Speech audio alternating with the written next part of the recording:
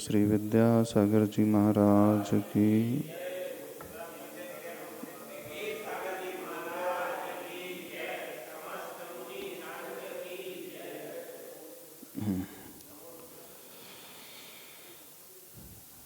साक्षी भाव,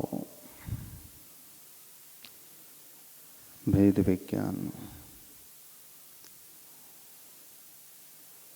ज्ञाता दृष्टा होकर के रहना अथवा संसार में रहते हुए भी संसार से ऊपर उठे रहना, यह सब एकार्थवाची जैसे ही होते हैं।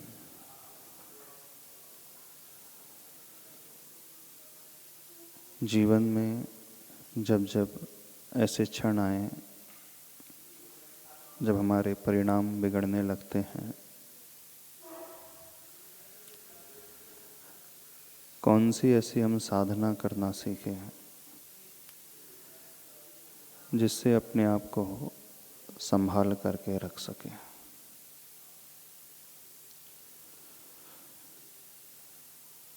ध्यान का माध्यम एक ऐसा माध्यम होता है, इस अभ्यास के बल पर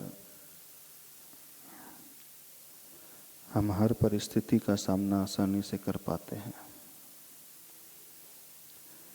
एक ऐसी प्रैक्टिस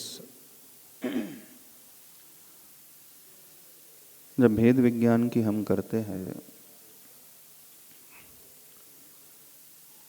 तो हम उन क्रियाओं से, उन निमित्तों से जुड़ते नहीं हैं, बल्कि उनके बीच में रहते हुए भी उनसे ऊपर उठे हुए रहते हैं। आवाज आ रही है? उसके लिए आवश्यकता है हम इस ज्ञान को अपने भीतर लाने की कोशिश करें। जो कुछ भी मुझसे हो रहा है अथवा मैं कर रहा हूं,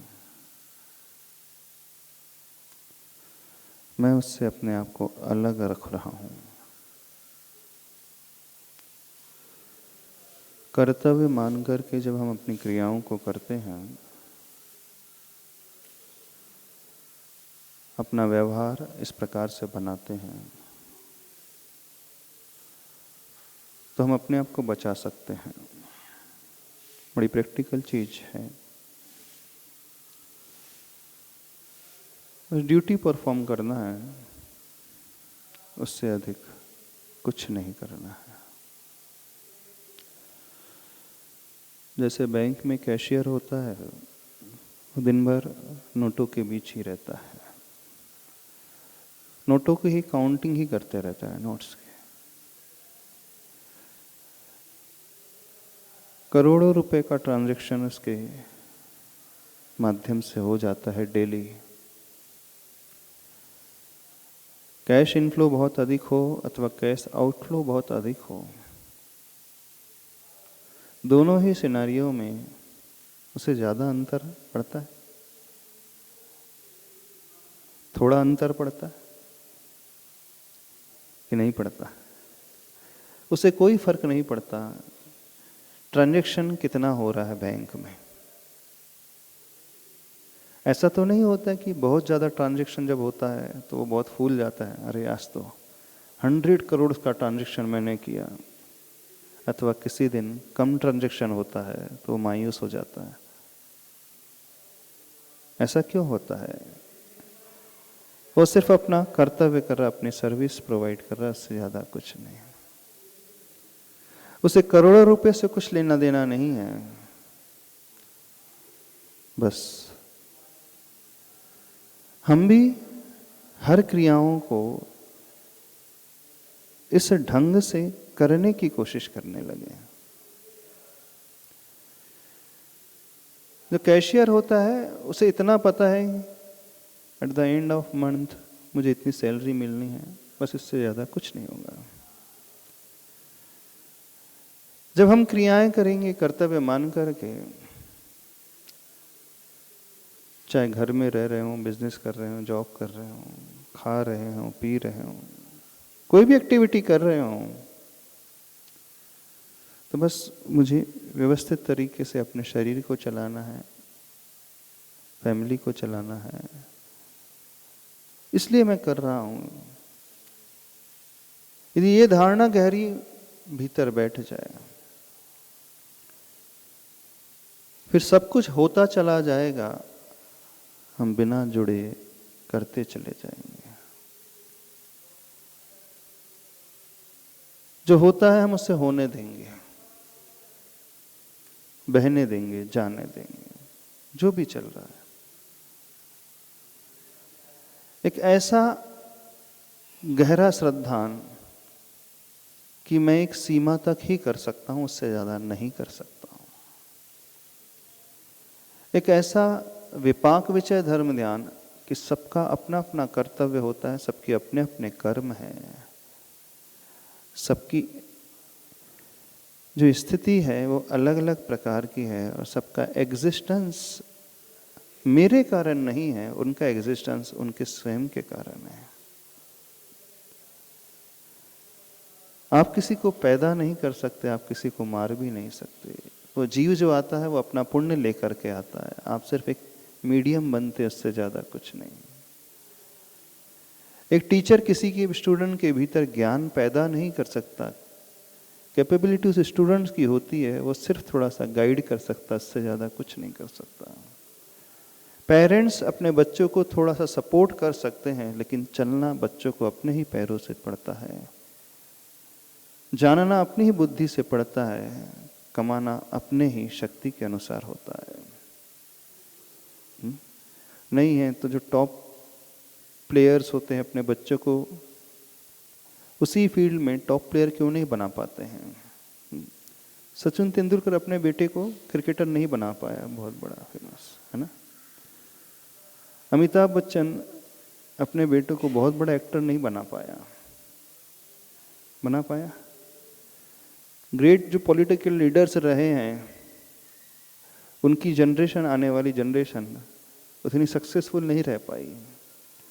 बड़े बड़े इंडस्ट्रियलिस्ट रहे हैं, उनके बच्चे वैसा आउट परफॉर्म नहीं कर पाए, जबकि सारा प्लेटफॉर्म अवेलेबल था, सारी सुविधाएं थी, सारी कोचिंग्स थी, सारी फैसिलिटीज थी, बेस्ट क्वालिटी का उन्हें एजुकेशन दिया गया, सब कुछ दिया गया। क्या नहीं दिया गया, सब कुछ प्रोवाइड कराया गया, फिर भी एक सीमा के पश्चात, एक लिमिट के पश्चात कोई कुछ नहीं कर सकता है। यदि ये गहरा श्रद्धान हमारे भीतर पैदा हो जाए, तब हम करते हुए भी नहीं करने वाले हो जाएंगे। क्योंकि हमें पता है मैं एक माध्यम बन सकता हूं, एक सीमा तक ही बन सकता हूं, उससे ज्यादा नहीं बन सकता हूं। फिर उसका पुण्य है, उसका पाप है, उसका कर्म है, उसकी शक्ति है, उसकी कैपेबिलिटी, उसका पोटेंशियल है। धर्म क्षेत्र में जिसे कर्म कहा जाता है, संसार उसे पोटेंशियल के नाम से जान लेता है। वो कहता है इसका पोटेंशियल इतना है, इसकी कैपेबिलिटी इतनी ही है। हम उसे उपादान कह सकते हैं, उसका कर्म का उदय कह सकते हैं, उसकी शक्ति कह सकते हैं, अथवा उसकी क्षमता कह सकते हैं। बात एक ही है, होता ऐसे ही है। कहने का अभिप्राय यह है, हम लाख कोशिश कर लें, चाह करके भी हर एक को वैसा नहीं बना सकते हैं जो हमारी इच्छा होती है, नहीं बना पाते हैं। यदि ऐसा होना होता तो हर इंसान अपनी जनरेशन को बहुत ऊंचा पहुंचा देता है। चक्रवर्ती का पुत्र कभी चक्रवर्ती नहीं होता है, और तीर्थंकर का पुत्र भी कभी तीर्थंकर नहीं होता है, ये भी ध्यान रखना।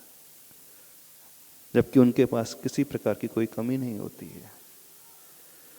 तो जितने भी ग्रेट पर्सन्स होते हैं वो अपनी कैपेबिलिटी के अनुसार ही होते हैं, सराउंडिंग के अनुसार नहीं। जो सपोर्टिंग सिस्टम उन्हें मिलता है उससे वो नहीं ढलते हैं, वे ढलते हैं, आगे बढ़ते हैं अपनी क्षमताओं के कारण। बस ये बात हमें अच्छे से समझना है।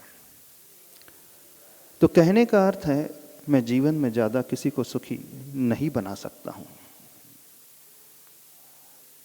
अब ठीक दूसरा पर्सपेक्टिव, मैं किसी को ज्यादा दुखी भी नहीं कर पाता हूं, कर पाऊंगा नहीं, बना पाऊंगा, ये उसका पाप कर्म का उदय होगा। हाँ, पर उस क्षेत्र में मुझे ये ध्यान रखना है, मैं दुख देने में निमित्त ना बनूं, अपने आप को बचा के रखूं। हमारे लाइफ में हमें टेंशन तब पैदा होता है जब हम बहुत कुछ सोचते हैं कि मैं ऐसा कर दूंगा, वैसा कर दूंगा, और रिजल्ट उसके अनुरूप नहीं होता है तो व्यक्ति बहुत टेंस्ड हो जाता है। अरे ऐसा नहीं हो पा रहा है, क्यों नहीं हो पा रहा है? वो दिन रात एक कर देते हैं हम सब, फिर भी नहीं हो पाता है। तो हमें यह समझना है कि मेरी लिमिट सिर्फ इतनी ही है, इससे अधिक नहीं है। और निमित्त बहुत कम रोल प्ले करते हैं, ज्यादा रोल नहीं प्ले करते हैं।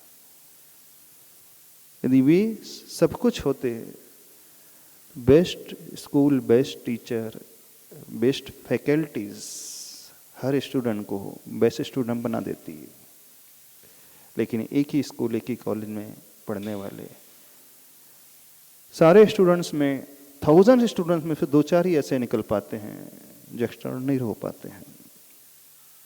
इस बात को हम समझ लें कि हमें कितना दुख मनाना है, कितना टेंशन क्रिएट करना अपने भीतर, और कहाँ छोड़ देना है। इस बात का ज्ञान हमें होना चाहिए। जब ये ज्ञान हमें हो जाएगा तो हम बड़े निर्विकल्प रहेंगे, आनंद में रहेंगे। पर इसका अर्थ यह नहीं है कि हम अपने कर्तव्य को भूल जाएं, सब कुछ उस पर ही डाल दें, उसके भाग्य पर छोड़ दें, ऐसा नहीं है। इनिशियली मुझे सहयोग देना है उससे, ऐसा वातावरण तैयार करना है, ऐसा माहौल बनाना है। फिर सब कुछ करने के पश्चात भी रिजल्ट हमारे अनुकूल ना मिले तो उसके भाग्य पर छोड़ना है। पहले स्टेप पर उसके भाग्य पर नहीं छोड़ना है, इस बात को ध्यान रखना। गलती कहाँ हो जाती है, लोग ये नहीं समझ पाते। जब वही कहा जाता है कि सब कुछ उसकी कैपेबिलिटी पर डिपेंड करता है, तो फिर मैं कुछ कर ही नहीं सकता हूं। नहीं, एक सीमा तक हम कर सकते हैं, जितना हम कर सकते हैं उतना हमें कर्तव्य का पालन करना है, और उसके बाद जब रिजल्ट पाने की बात आए तब छोड़ देना नहीं। अब वो हमारे हाथ में नहीं है। आपने पेरेंटिंग की, अच्छे से अच्छे कर सकते थे, किया आपने, लेकिन अब बच्चा ठीक नहीं निकल पाया, अब क्या कर सकते हैं? बिजनेस करने की खूब कोशिश की आपने, खूब इन्वेस्टमेंट किया, खूब मेहनत की, इनकम नहीं हो पाई इतनी, अब भाग्य पे छोड़ना, एक्सेप्ट कर लेना, स्वीकार कर लेना, अब मेरी किस्मत में इतना ही लिखा है।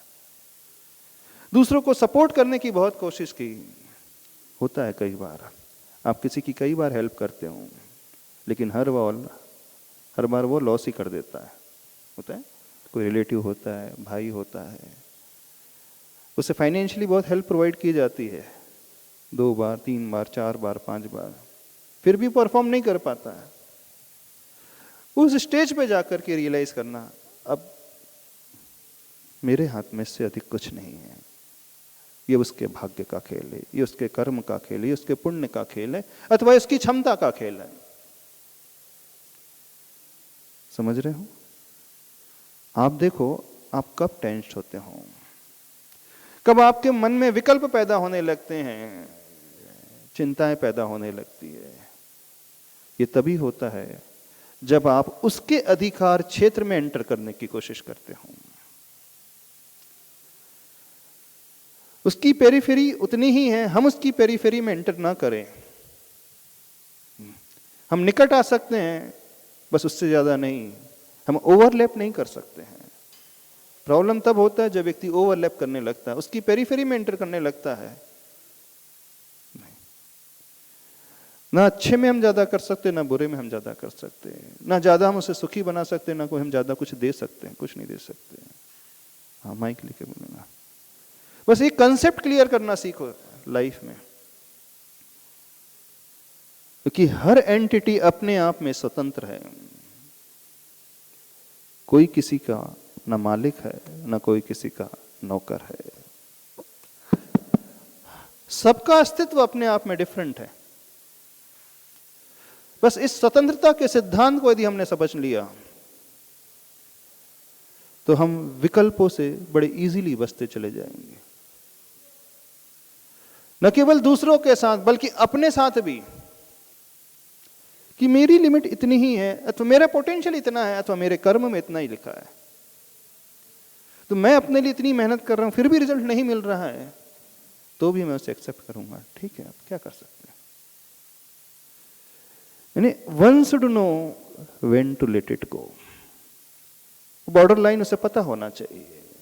बस ये बॉर्डर लाइन जैसे ही हम पास अप कर लेते हैं वहीं से सब कुछ बदल जाता है। हाँ बोलिए। नमस्ते गुरुदेव।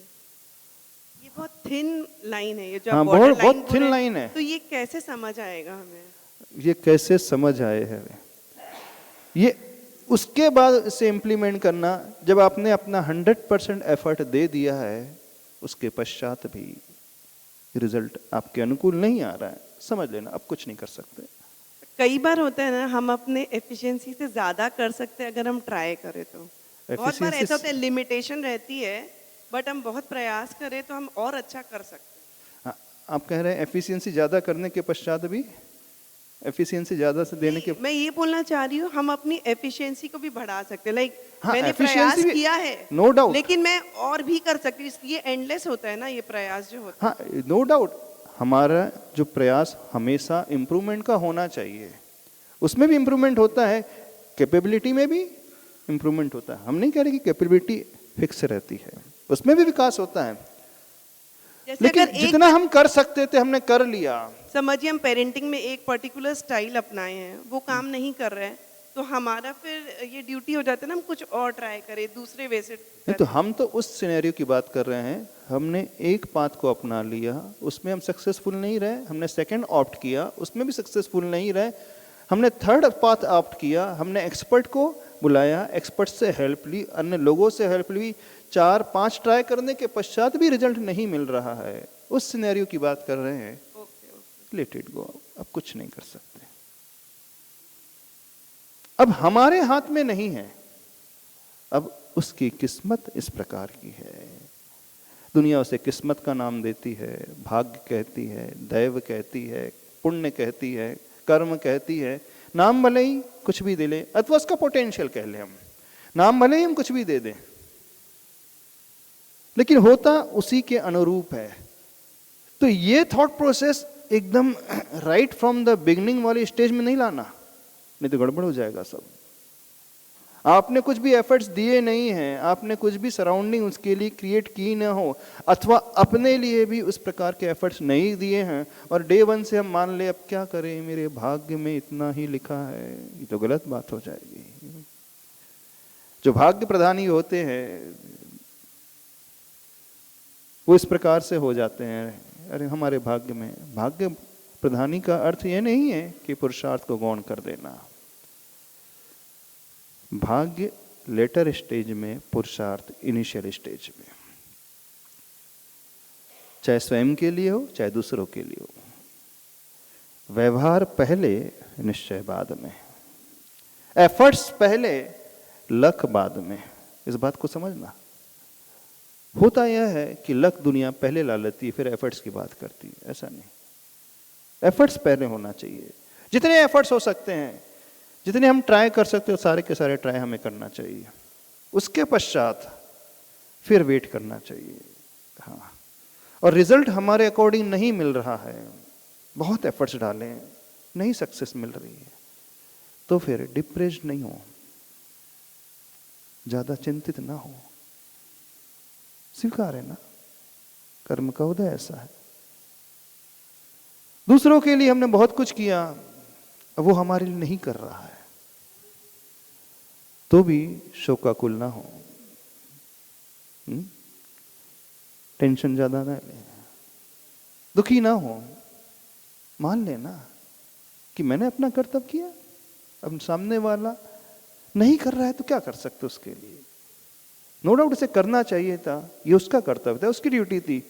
मैंने 100% अपनी ड्यूटी परफॉर्म की, उसे भी करना चाहिए था, अब नहीं कर रहा है। सपोज समझाने के बाद भी वो नहीं कर रहा है, लोगों ने उसे बताया फिर भी नहीं मान रहा है, वो अपने अहम को लेकर के चल रहा है, अहंकारी है, वो झुकने को तैयार नहीं है, एक्सेप्ट करने को तैयार नहीं है। यदि वो तैयार नहीं है तो हम क्यों दुखी हो रहे हैं? नहीं है तो नहीं है, ठीक है, क्या विकल्प करना, मान लेना, बस इतना ही था हमारे भाग्य में। यानी ये बॉर्डर लाइन यदि हमें पता चल जाए कहां तक एफर्ट्स और कहां एफर्ट छोड़ना है, कब तक जुड़ना और कब हम उससे छूट जाएं अथवा उसे छोड़ दें, कब हम उससे ऊपर उठ जाएं, कहां तक अपेक्षा और कहां हम एक्सपेक्टेशन को छोड़ दें। हम बिल्कुल नहीं करें अब पूरी एक्सपेक्टेशन शुरू से ही छोड़ दे, रखें अपेक्षा, रखें थोड़ी रखें, उसके बाद आपने देखा नहीं हो रही, अब मुझे इससे ज्यादा अपेक्षा नहीं रखना है, अब मैं छोड़ता हूं, अब मैं निरपेक्ष होता हूं, अब मैं एक्सपेक्टेशन से रहित होता हूं। तो आप देखेंगे उन परिस्थितियों में उन लोगों के साथ रहते हुए भी बड़े आनंद में रहोगे, निर्विकल्प रहोगे, ज्यादा फर्क नहीं पड़ेगा, अच्छा लगेगा, एक सेटिस्फेक्शन भी मिलेगा। सेटिस्फेक्शन हमारे एफर्ट्स का मिलेगा, हमने पूरी मेहनत की, जितना दिया जाना चाहिए था हमने दिया, अब सक्सेस नहीं मिल रही, हम स्वीकार कर। कहां तक रोते रहे हम, कितना रोते रहे, कितना कोसते रहे दूसरों को, कितनी अपेक्षाएं रखते रहे, कितना गाना गाते रहे, क्या होगा उससे? कुछ नहीं होगा, बिल्कुल भी कुछ भी नहीं होने वाला है। हाँ, होने वाला है सिर्फ इतना ही होगा कि हम और अधिक टेंस्ड हो जाएंगे, हम और अधिक दुखी हो जाएंगे, और अधिक परेशान हो जाएंगे, और अधिक विकल्प से विकल्प पैदा होते रहेंगे, हम नेगेटिविटी से घिर जाएंगे चारों तरफ से, हमें कुछ भी अच्छा नहीं लगेगा संसार में, कुछ भी रुचेगा नहीं, ऐसा लगेगा कि कहाँ फंस गए। अब देखो, रहना वहीं पर है आपको, अभी आप पर डिपेंड करता है आप किस तरीके से रहते हो। छोड़ करके, मैदान छोड़ करके जा नहीं सकते आप, रहना उन्हीं के साथ है, उसी सराउंडिंग में रहना है, उसी क्षेत्र में रहना है, वो पॉसिबल ही नहीं इसको छोड़ना। तो फिर क्यों ना एक ऐसा रास्ता अपनाया जाए, जब करना वही है, रहना वही है, तो अच्छे से रहा जाए, हंस करके सहें, रो करके सहें, मुंह बना करके सहें, अथवा प्रसन्नता से एक्सेप्ट करें, ये आप पर डिपेंड करता है। यदि आप रो करके, मुंह बना करके बार बार उसे रिजेक्ट करते रहोगे, वो उतनी ही तेजी से लौट करके आएगा, उतनी ही तेजी से वापस आएगा। जितना हम उसे अवॉइड करने की कोशिश करेंगे, वही वही घूम फिर करके आपको मिलता चले जाएगा, अथवा वो नहीं मिलेगा तो किसी और रूप में दूसरा मिलता चला जाएगा। इस बात को समझना। सपोज एक पेरेंट्स है जो बच्चों पे फुली डिपेंडेंट है। हाँ। पेरेंट्स रिटायर्ड हो गए हैं, अब अगर बच्चे उनके बेसिक नीड भी फुलफिल नहीं करे हैं, तो ऐसे में आप जो अभी एग्जाम्पल दे रहे हैं ना, एक्सेप्ट करो, खुशी से करो, आप बेसिक नीड है खाना पीना दवाइयाँ, तो उनके बिना कैसे खुशी खुशी रहो? वो आपकी डेली नीड्स है, और सिर्फ आपके बच्चा ही फुलफिल करेगा। सपोज अब वो नहीं कर रहा है, तो ऑप्शन क्या है आपके पास? वही मैं पूछना, हम ही पूछ रहे हैं। रोना ऑप्शन है क्या? शिकायत करना ऑप्शन है? कोई और तो वो करते हुए नहीं निभाएगा। अब वो नहीं कर रहे तो क्या करें? दूसरा रास्ता खोजें, एक्सेप्ट करें। बट पेरेंट्स फाइनेंशियली भी उस पर डिपेंडेंट हो तो सपोज यदि बच्चा एक्सपायर हो जाए तो क्या करोगे? कोई ऐसी डिजीज हो जाए, कैंसर हो जाए उस एज में, हार्ट फेल हो जाए उसी एज में, तो क्या करोगे? फिर हो सकता है कि नहीं हो सकता? हो सकता है, किसी के साथ कुछ भी हो सकता है। अभी हमने कल घटना सुनी, 38 इयर्स का था, हार्ट फेल हो गया, डॉक्टर था, ऑन्कोलॉजिस्ट था, चला गया। अभी यहाँ पुणे की एक और घटना है, 30 इयर्स का बच्चा, आईटी में था, उज्जैन का बच्चा था। दोपहर को थोड़ा सा पेन हुआ, शाम तक चला गया। 30 इयर्स, हार्ट फेल से चला गया। क्या करोगे बताइए? हम भगवान के पास रोते रहे, भगवान तुमने क्यों छीन लिया? ऐसा एक ही तो मेरा सहारा था, जीवन भर उसे ही सब कुछ किया है, दिया है, पढ़ाया है, लिखाया है, अब कौन मुझे संभालेगा? कौन संभालेगा? वो बेटा चला गया, क्या करोगे अब? जो हमारे हाथ में है ही नहीं उसके लिए क्या रोना? आई थिंक इसके लिए भी पेरेंट्स को बहुत पहले से प्लानिंग करना चाहिए, फाइनेंशियली सिक्योर रखना चाहिए। बिल्कुल प्लानिंग होनी ही चाहिए। कंटिजेंसी प्लानिंग हमेशा रखना चाहिए व्यक्ति को। वही व्यक्ति बड़े अच्छे से प्रसन्नता से रह सकता है, निर्विकल्प रह सकता है, टेंशन फ्री रह सकता है। हम बार बार डिनाई करते हैं उससे कुछ नहीं होने वाला, हम कोसते रहे उससे कुछ नहीं होने वाला, कोई आकर के नहीं सुनने वाला आपकी, इवन भगवान भी नहीं सुनेंगे।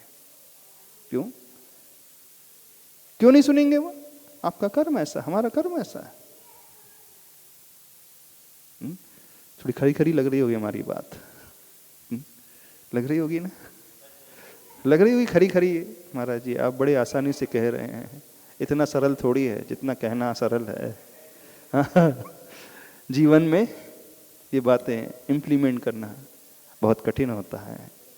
कहना तो बड़ा सरल हो जाता है, हो सकता महाराज जी आपको क्या, आप तो कह रहे हैं, लेकिन जिस पर बीतती है वो जानता है ना। जिसका युवा बेटा चला जाए, 30 साल का चला जाए और घर में कोई ना हो, इकलौता था, वो माता पिता जानते हैं।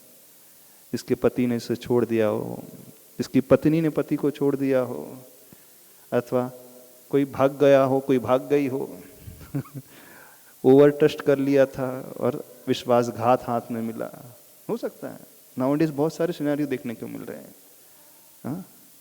ब्रेकअप के बहुत सारे सिनेरियो, डाइवोर्स के बहुत सारे सिनेरियो देखने को मिल रहे हैं। 2 साल हुआ नहीं डाइवोर्स हो रहा, 3 साल हुआ नहीं उसने उसको छोड़ दिया।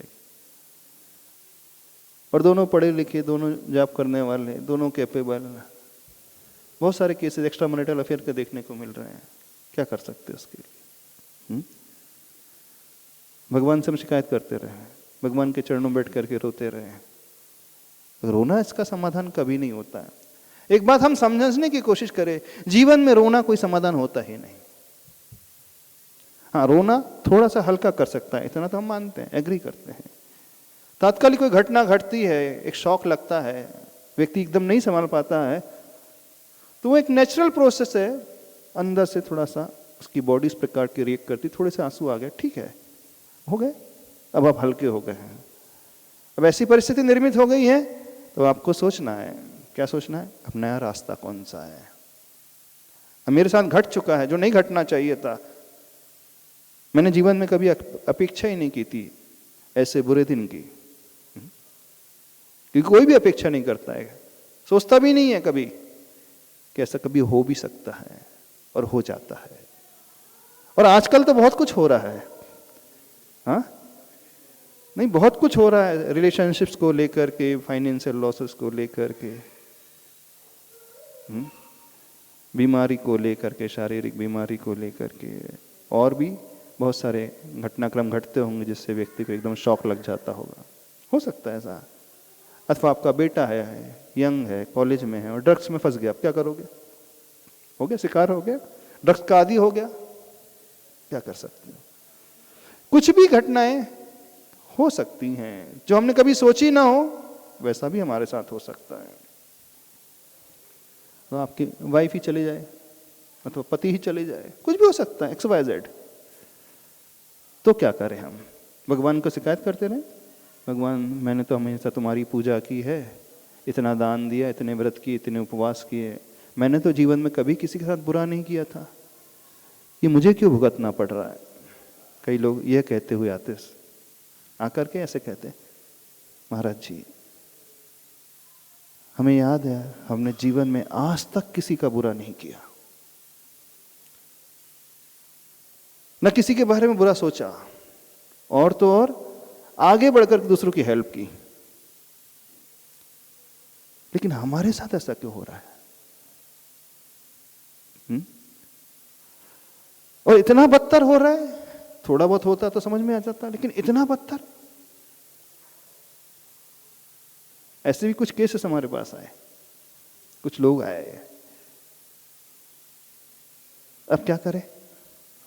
ढांढस दें उससे, सहानुभूति के शब्द कहें उससे? उससे क्या होगा? ठीक है, तात्कालिक समझ जाएगा। उसके बाद क्या?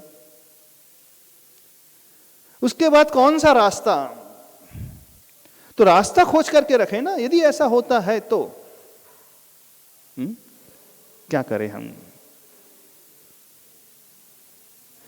ये कंटिंजेंसी प्लान ही अपने जीवन में पहले से कर करके रखें। नाउ इट इज अनसर्टेनिटीज बहुत बढ़ रही हैं, तो करना चाहिए व्यक्ति को। नहीं है तो आप भी निपट जाओगे। ये तो हार्ट फेल हो जाएगा, ये तो ब्रेन स्ट्रोक हो जाएगा, नहीं तो डिप्रेशन में आ जाओगे, और साथ में एकदम डूब जाओगे गहरे। जीते जी मुर्दे की भांति हो जाओगे। कहने के लिए जी रहा है व्यक्ति, लेकिन उसके जीवन में कुछ बचा ही नहीं। हाँ, तो ये तो इस प्रकार से रहो, तो चले जाओ दुनिया से। नहीं है तो दूसरा रास्ता है। कौन सा रास्ता? हम अपने कर्म को देखें, अपने भाग्य को देखें, अपनी क्षमता को देखें। बस इतना ही मेरे हाथ में था, मेरे साथ अपने लिए भी इतना ही था, दूसरों के लिए मैं इतना ही कर सकता था, इससे ज्यादा कुछ नहीं कर सकता था। बस ये विचार मन में आते ही अब हम एकदम महसूस करेंगे हम टेंशन फ्री हो गए। अब ज्यादा लोड नहीं है हमारे मन में, आएगा ही नहीं, हो गया अब जितना होना था। आप एकदम हल्का महसूस करोगे अपने आप को। आजमा करके देखना, एकदम लगेगा ठीक है। कैसे हल्के हो गए आप? आपने अपना एक नजरिया पूरा ही बदल लिया, सोच का तरीका ही बदल लिया। ये सोच अपने भीतर लाना सीखें। नो डाउट डिफिकल्ट है, हम भी मानते हैं, एग्री करते हैं, आसान नहीं है, लेकिन कई बार न चाहते हुए भी कठिन रास्तों को अपनाना ही पड़ता है। न चाहते हुए भी कठिन रास्तों पर कदम बढ़ाना ही पड़ता है। आई थिंक फ्लेक्सिबिलिटी और अडेप्टेबिलिटी अगर बढ़ा दे तो, फ्लेक्सिबिलिटी और अडेप्टेबिलिटी, हाँ अडेप्टेबिलिटी बढ़ा दें, हाँ बिल्कुल, तो फिर ये अटेन कर सकते हैं। हाँ, तो ये फ्लेक्सिबिलिटी अडेप्टेबिलिटी आएगी कैसे? ये सोच के माध्यम से आएगी। हाँ, ये विचार अपने बदलेंगे। हमें यह पता होना चाहिए कि वो थिन लाइन कहाँ है। मैं उस थिन लाइन के अंदर वाली पेरिफेरी में बस इतना ही कर सकता हूं, इससे अधिक कुछ नहीं कर सकता।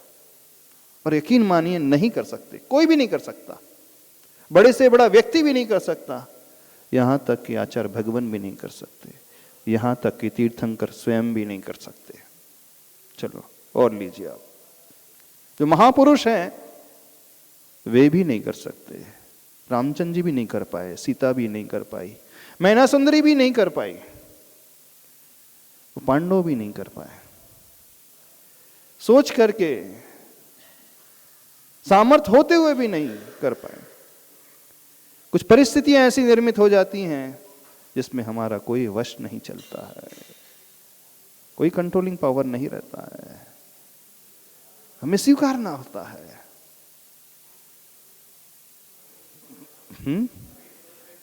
तो बस इसी सोच को तो पैदा करना है, नहीं अपने आप को तैयार करें। गुरुजी आपको तो मैं कितना दे सकता हूं अपने लिए, मैं कितना दे सकता हूं फैमिली के लिए, मैं कितना दे सकता हूं अदर पर्सन्स के लिए जो मुझ पर डिपेंडेंट हैं, अथवा मैं उन पर डिपेंड हूं, वो कितना दे सकते हैं मुझे। अपने बारे में भी सोचना, उनके बारे में भी सोचना, वो हमें कितना दे सकते हैं यह भी सोचना, हम दूसरों को कितना हेल्प कर सकते हैं यह भी सोचना। यानी हर पर्सपेक्टिव से सोचने की कोशिश करें। गुरुजी आपको तो लोगों के लिए इतनी वेदना होती है, तो आपके कभी अश्रु आते हैं क्या? क्या क्वेश्चन क्या? आपके आंसू आते हैं क्या? आपको लोगों के अच्छा, लिए इतनी अच्छा। वेदना होती है, हम्म। तो कभी भी ऐसा होता है कि एक ड्रॉप आंसू भी आए हो? आ सकते हैं, और जनरली हमें नहीं आते। हाँ, एक आध दो बार आए भी हैं, मना नहीं कर रहे, पर जनरली हमें ज़्यादा फर्क नहीं पड़ता किसी से, हम अपनी बता रहे। क्योंकि वास्तविकता यही है, और सही मायने में समझे, जो साधु होते हैं वे किसी के नहीं होते।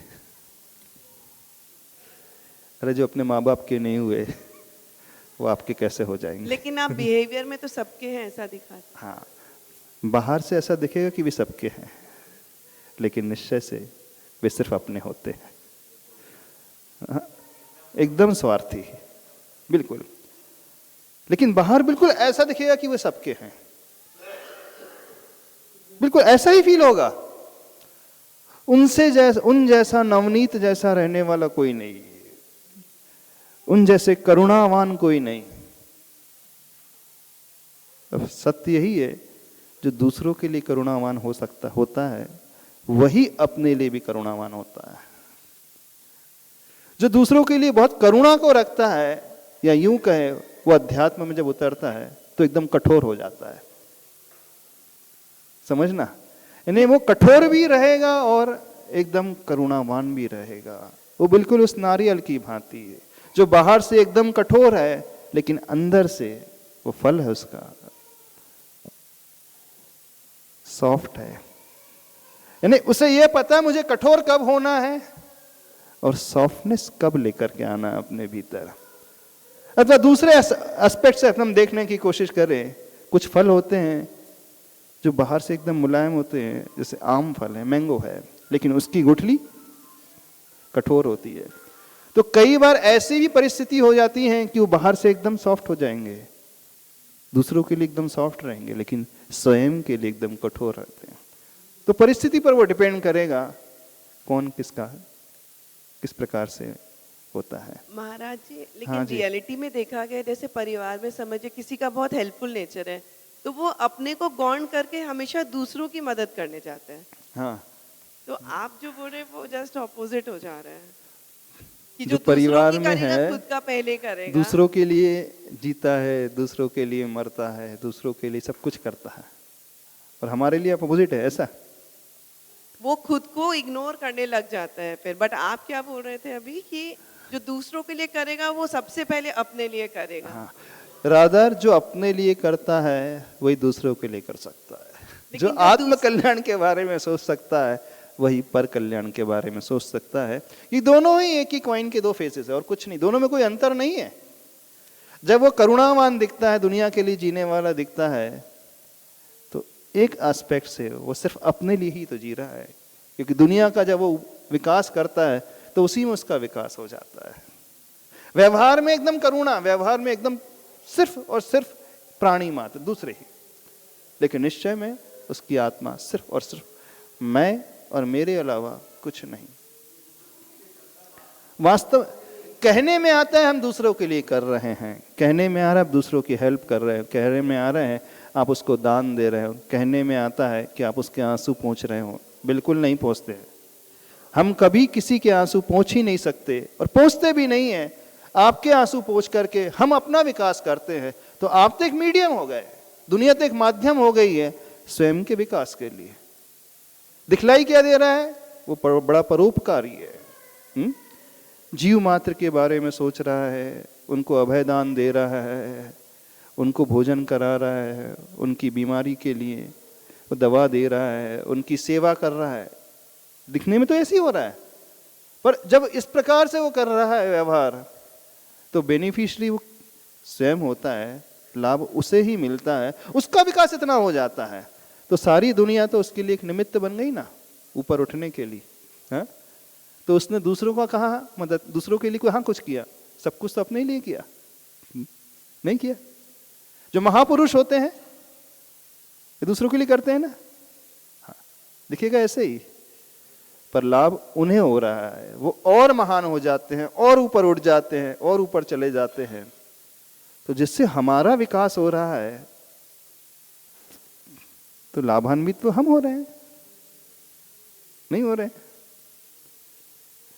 कहने का मतलब है जब भी कोई हम अच्छा कार्य कर रहे हैं हम कभी दूसरों के लिए नहीं करते हैं, सिर्फ और सिर्फ अपने लिए ही करते हैं, क्योंकि फायदा हमें ही हो रहा है। समझ रहे हो? नहीं समझ रहे? हाँ, क्या पूछना? जो फीमेल सिर्फ घर और बच्चों का काम करती है, हाँ, उनका क्या ग्रोथ हो रहा है, उनका क्या स्पिरिचुअल ग्रोथ हुआ? आप बोल रहे वो दूसरों के लिए तो कर रही है। कौन? जो फीमेल्स हैं घर में, हाँ, सिर्फ किचन बच्चे घर को देख रही हैं। जब हम वो दूसरों कह के रहे लिए कर रही सुनिए है। सुनिए, जब हम दूसरे की बात कर रहे हैं तो चार दीवारी तक सीमित नहीं रहेगा वो। जो आप पूछ रहे हैं घर में कोई स्त्री है, बच्चों के लिए कर रही है, दिन रात एक कर रही है, वो दूसरे कहाँ हैं? वो तो मोह के कारण कर रही है।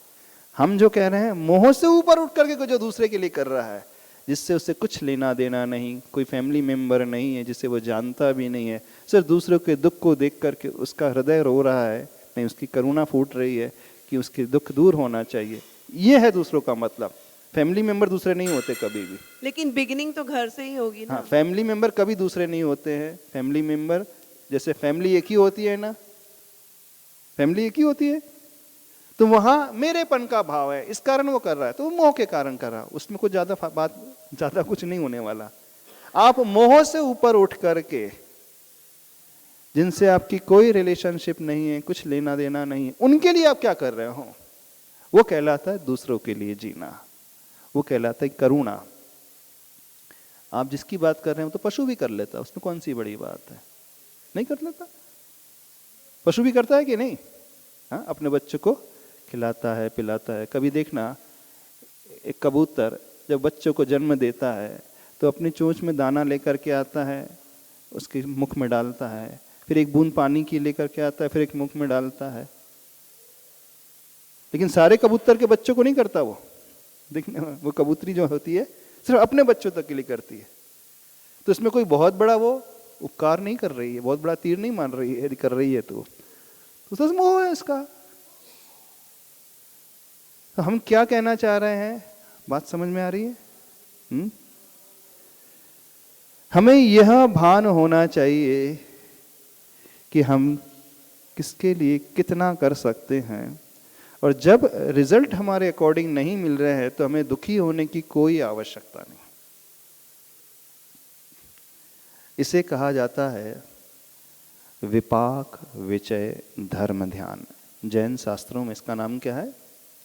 विपाक विचय धर्म ध्यान। यानी कर्म का उदय है, इस प्रकार से मुझे फल मिल रहा है, मैं उसे स्वीकार कर रहा हूं, इसमें उसका कोई दोष नहीं है। ये मेरे ही पूर्व में किए हुए कर्म का फल मुझे प्राप्त हो रहा है, तो मैं एक्सेप्ट कर रहा हूं। वो भले ही निमित्त बन रहा है पर उससे ज्यादा कुछ नहीं कर रहा। वो मेरा ज्यादा बुरा भी नहीं कर सकता। यदि वो मेरी एक्सपेक्टेशन फुलफिल नहीं कर रहा है तो भी उसमें कुछ ज्यादा दोष नहीं है, मेरे ही कर्म का उदय है। अथवा दूसरे ढंग से सोचने की कोशिश करें तो मैंने पूर्व में उसके साथ ऐसा किया होगा बिहेवियर, इस कर्म वर्तमान में कर रहा है।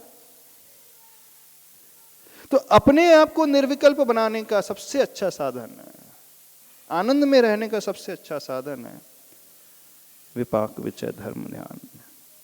उसे ही आप एक्सेप्टेंस के रूप में मान ले सकते हो, स्वीकार के भाव को लेकर के मान सकते हो। लेकिन ये तब पैदा होता है जब हमें यह नॉलेज हो जाता है कि कहां तक मुझे ड्यूटी फुलफिल करना है और कहां मुझे छोड़ देना है। इस बात को समझना। और यही ज्ञान लोगों को नहीं हो पाता है, मोह के कारण इसी में फंस जाते, उलझ करके रह जाते हैं और फिर हमेशा दुखी रहते, टेंशन में रहते, परेशान रहते हैं, शिकायत करते रहते हैं, वो ऐसा कर रहा है, मुझसे अच्छे से बिहेव नहीं करता है, वो मेरी अपेक्षाओं को फुलफिल नहीं कर रहा है, वो मेरी केयर ही नहीं करता है। हाँ, जबकि मैंने सालों उसकी केयर की है, सालों उसके लिए किया है, सब कुछ उसके लिए दे दिया है, जिंदगी उसके लिए दे दी, लेकिन कैसा है वो? कुछ समझता ही नहीं, मानता ही नहीं। छोड़ दो आप, वो स्वतंत्र अस्तित्व उसका है, आप उससे ज्यादा नहीं कर सकते थे। ठीक, आपने किया तो अपना कर्तव्य का पालन किया ना, और क्या किया? और कोई एक्सपेक्टेशन रख कर के आप कर रहे हो तो वहां संबंध है ही नहीं, रिलेशनशिप है ही नहीं, वहां भाव है ही नहीं, स्वार्थ है वो। तो कुल मिलाकर के अपने स्वार्थ को छोड़ करके ही ड्यूटी का परफॉर्म होता है और कुछ नहीं होता है। स्वार्थ रख करके, अपेक्षा रख के कभी कर्तव्य का पालन हो ही नहीं सकता। गुरुजी, जिनके साथ बहुत कुछ हीनियस क्राइम हुआ हो लाइफ में, तो उसको भी वो क्या डेस्टिनी समझ के एक्सेप्ट कर ले? क्या क्या क्या कहा आपने? बहुत बहुत बड़ा क्राइम किसी के साथ हुआ हो, हाँ। तो क्या वो उसको इतना इजीली डेस्टिनी मान के एक्सेप्ट कर ले? नहीं, फिर हम कह रहे हैं यदि किसी ने कुछ गलती की है, क्राइम किया भी है, तो पहले बहुत समझने बड़ा गुरुजी, बहुत बड़ा, बहुत हीनियस क्राइम। क्यों उसने वैसा किया, पहले उसके पर्सपेक्टिव से भी हम सोचने की तो कोशिश करें। क्यों वो इतना बुरा बन गया, क्यों उसे कदम उठाना पड़ा? क्या कभी हम उसके पॉइंट ऑफ व्यू से सोचने की कोशिश करते हैं? ठीक है, हम एक्सेप्ट करते हैं कि गलत कर रहा है, मानते हैं, क्यों उसने जो किया उसे नहीं करना चाहिए था, उसने कोई इंसाफ हमारे साथ नहीं किया, सिवाय अन्याय की कुछ नहीं किया हमारे साथ, हमने उसे दिया लेकिन उसने हमेशा उल्टा ही दिया, मानते हैं, एक्सेप्ट कर रहे हैं। अब हम उसके पॉइंट ऑफ से सोचने की कोशिश करें, यदि वो गलत कर रहा है हमारे साथ, क्या उसकी परवरिश वैसी हुई है? पहला पॉइंट। क्या कोई इसकी मजबूरी थी? दूसरा पॉइंट। क्या वो इसका नेचर बन चुका था? तीसरा पॉइंट। क्या उसका कोई लोभ छिपा था? चौथा पॉइंट। अब मान लीजिए उसकी परवरिश ऐसी हुई है सपोज, तब क्या कर सकते हैं? जिसने बचपन से सीखा तो वही करेगा। अथवा उसकी कोई मजबूरी है तो हम उसकी मजबूरी समझने की कोशिश करें, अथवा उसने लोभ के वशीभूत होकर के, कुछ लालच में फंस करके ऐसा किया, अथवा उसने ऐसा नेचर ही बना लिया, परेशान करने का नेचर है। अब उसका नेचर ही इस प्रकार का, स्वभाव इस प्रकार का है, हम क्या कर सकते हैं? तो उन परिस्थिति में एक जो है, हमेशा हम रोते रोते, गाना गाते गाते सहें, शिकायत करते करते सहें, अथवा दूसरा रास्ता है, ठीक है वो हो गया, जो नहीं होना था हो गया, सेटबैक लग गया, झटका लगा है, अपने आप को संभाले और एक नया रास्ता खोजे। मान लीजिए पूरी 100% उसी की गलती है, ठीक है हमारी 1% भी गलती नहीं है, एक्सेप्ट कर लिया हमने, तो क्या किया जाए? और उसे सजा भी नहीं मिल रही है, दुनिया में बहुत अच्छा बना हुआ, भला मानस बना हुआ है, ऐसा भी हो सकता है, दुनिया वाले से बहुत अच्छा मानती होंगे, हो सकता है ऐसा। अब सारी दुनिया उसके साथ ही खड़ी है, उसने गलत कर दिया फिर भी सारी दुनिया उसके साथ खड़ी है। कई बार ऐसे घटनाएं भी हो जाती हैं, कई लोग बहुत गलत करते हैं और समाज के, परिवार के लोग भी उसका साथ दे रहे हैं, हो जाता है ना। हाँ, वैसा हमारे साथ हो गया है मान लो, तो क्या करें? हम किस किस की शिकायत किस किस से करें? या तो रोते रोते स्वीकारें, अथवा टिट फॉर टैट करें, उसके साथ हम वैसा ही करके दिखाएं। एक ऑप्शन ये है, उसने मुझसे ऐसे किया व्यवहार, अब मैं भी छोड़ूंगा नहीं, बदला लूंगा, वैसा करूंगा। दूसरा ऑप्शन ये मान लीजिए, उससे क्या होगा? शांति मिलेगी। कुत्ता आपको काटेगा तो आप भी कुत्ते को काटने जाओगे, क्यों? शांति मिलेगी। उसने आपकी एक लेग में काटा, आप उसकी 2 लेग में काटोगे, क्यों वीरू जी? उसने एक पैर में काटा, आप 2 पैर में काटोगे, क्योंकि आपको तो ईंट का जवाब पत्थर से देना है।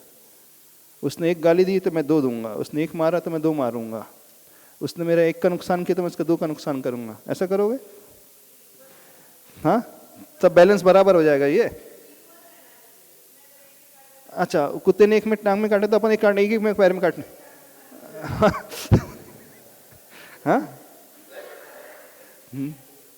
ये है, ये तरीका है।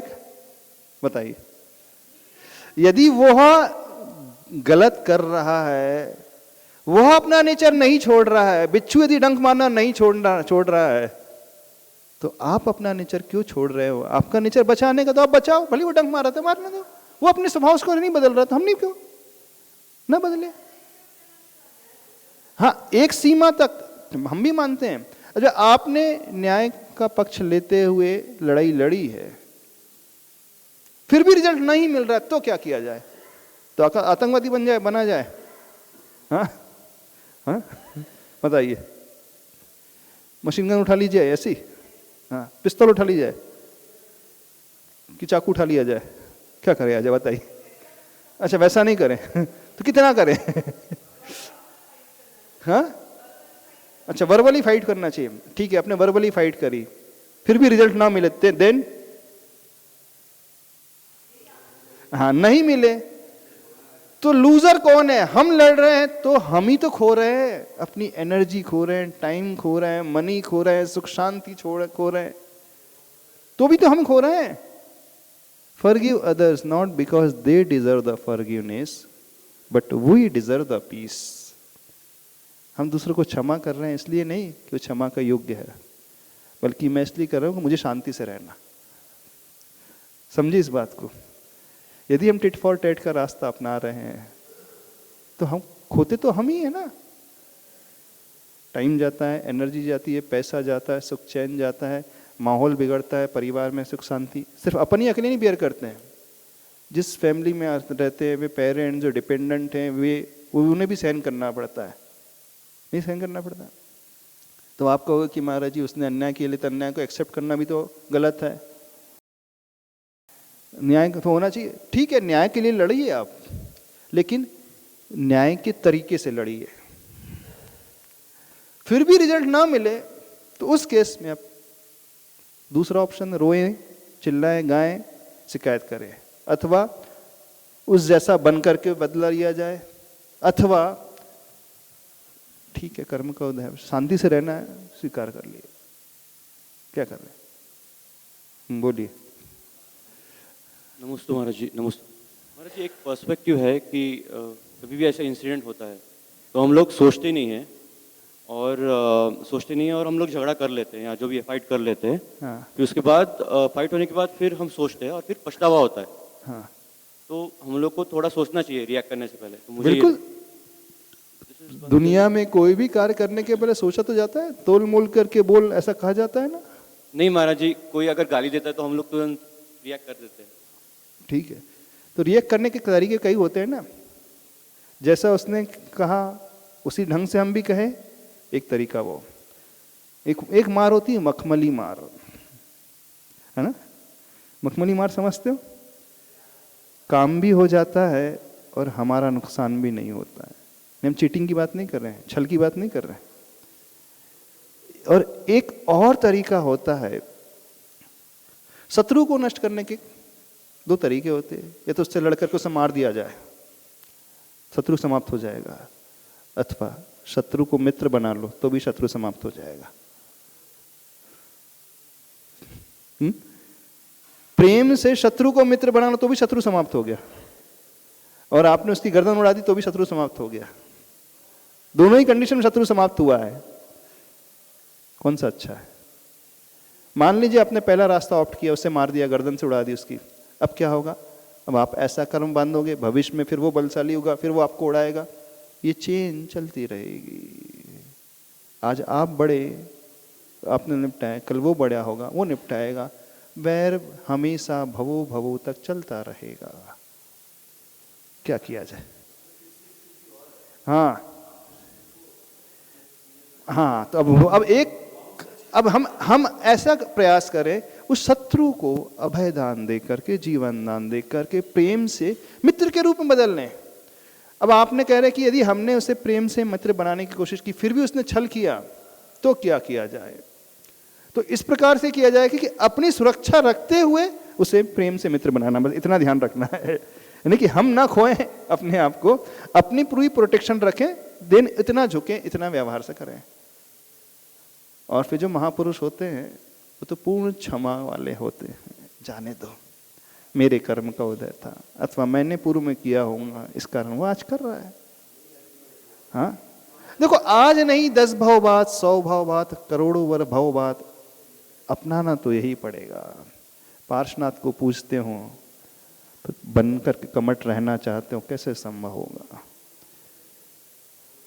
एक बार बहुत अच्छे से समझ लो, एक बार क्षमा करके देखो तो सही, वो अंदर से आपका हो जाएगा। कट्टर से कट्टर व्यक्ति भी नहीं, अपन क्षमा कर दो, ठीक है, लेट इट गो, जाने दो, वो भी क्या याद रखे, छोड़ दिया, स्थितिकरण हो जाएगा उसका। वो बदल जाएगा, हृदय से बदल जाएगा, परिवर्तित हो जाएगा, वो आपका हो जाएगा। थोड़ा सा पेशेंस लगेगा उसमें। हाँ, रास्ता तो यही है। अंततोगत्वा आना तो क्षमा के मार्ग पे ही पड़ेगा।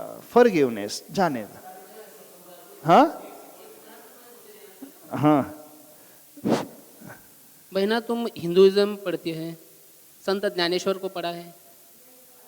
हाँ, संत ज्ञानेश्वर। हाँ ठीक है, नहीं पढ़ा छोड़ दीजिए। हाँ, संत ज्ञानेश्वर तुम्हें पता है? मुक्ताबाई पता है क्या? नहीं, हाँ, हिंदुइज्म पर पता नहीं। नहीं ठीक है ठीक है। भगवान श्री देखिए कृष्ण महापुरुष सुनिए, हाँ। अंततोगत्वा आना तो उसी पर पड़ेगा। टिट फॉर टैट कोई समाधान नहीं होता। खैर, हम जो कह रहे थे, जिस विषय को लेकर के खेल रहे थे, छोटी छोटी बातों को लेकर के हम विकल्प कर लेते हैं, टेंशन ला लेते हैं। बस हमें ये समझना है कि उस थिन लाइन को समझ करके कितना मुझे मेरा कर्तव्य करना है और कर्तव्य के बाद कब मुझे छोड़ना है, इस बात को समझना। उदाहरण देना चाहता हूँ मैं उसे। बहना, तुम श्री कृष्ण भगवान, श्री कृष्ण को जो भगवान मानते हैं, महाराज जी ने अभी भी बताया, तीर्थंकर भी उसमें नहीं बच पाए। हाँ भगवान होते ही श्री कृष्ण ने अभिमन्यु को नहीं बचाया, फिर उसके ठीक है, वो विषय अपन बाद में डिस्कस कर लेंगे। तो कुल मिलाकर के पॉइंट समझ में आ रहा है कि नहीं? तो अपने आप को आनंद में रखना है, निर्विकल्प रखना है, टेंशन फ्री रखना है।